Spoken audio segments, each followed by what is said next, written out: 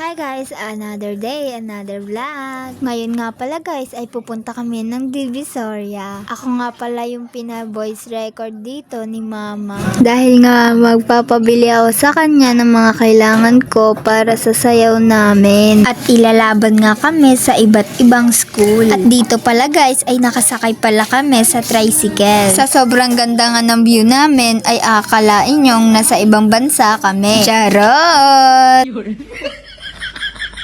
At dito lang pala yan sa gutter. At dyan nga pala guys ay makikita nyo marami nang nakatambay. Dahil nga sa hapon na at masarap ang simoy ng hangin. At dito pala guys ay matatanaw na natin ang mga buildings sa Tondo. Dito pala guys ay makikita nyo na maraming bahay dito sa may tabing dagat. At dito pala guys ay malapit na kami sa papuntang labasan. At hapon na nga kami nakaalis ni mama kasi sa umaga ay busy siya. At dito pala guys ay fresh pa kami.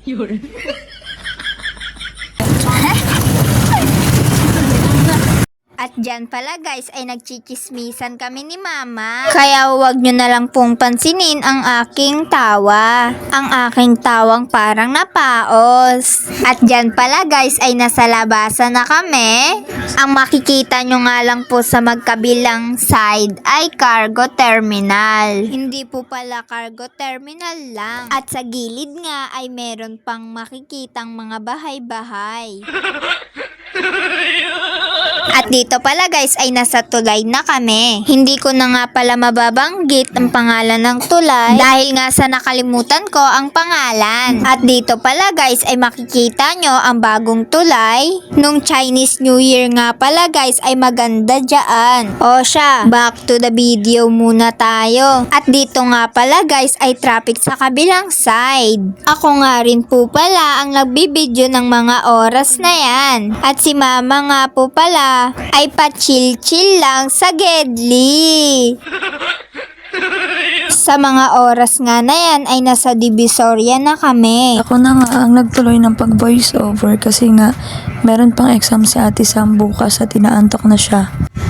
Past 5 na nga kami nakarating ng Divisoria niyan guys. Kaya pagkababa nga namin yan dyan ay sobrang nagmamadali na nga kami. Buti na nga lang at pumayag si Kuya Aaron na maiwan silang dalawa ni Kate. Sabi ko nga sa kanila na wag bubuksan ng pintuan pag meron kumatok. At wag din palalabasin si Kate. Papanoorin lang niya ng TV at siya naman ay nag-cellphone lang. Ayan nga at nakababa na nga kami ng tricycle. Naglalakad na kami na Ate Sam. At nahiya na nga siya mag-video dyan kasi nasa kalsada na nga kami. At nag-overpass na nga kami dyan para makapunta kami sa isang mall. Ay nako at naabutan na nga kami ng gabi dyan. Naabutan na nga kami ng pagkasara ng mga pagbibilhan namin ng susuotin niya. Pero susubukan pa rin namin baka meron nga doon sa loob ng mall. Ano na naman yung tingin-tingnan mo dyan, Day? At dahil nga sarado na doon sa pagbibilhan namin ng costume niya, nagtingin-tingin muna kami dito. Nako, pabasa-basa ka pa, di ka naman bibili. Nainip na nga si Ate Sam dyan. Kasi as in, ang tagal ko talaga mamili. Dahil nga bago ako makabili niyan guys, nako lahat, bubusisiin ko muna yan. Haha, ganun talaga pag walang budget. O kaya naman, sa susunod ko na yan bibilhin. Ganun. Titingin-tingin muna ako. At dito naman nga sa mga bag. Ganun nga ulit ang nangyari. Tingin-tingin ulit. Ganyan talaga ako guys. Ang tagal ko talaga mamili.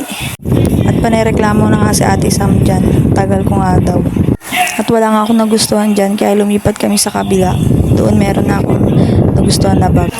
Ewan ko ba, sakit ko na talaga yan. Napakatagal ko talaga pumili. Bibili ko, hindi ko talaga pagsisihan. Siya nga pala guys, hanggang dito na lang ang aking vlog. Thank you, bye bye!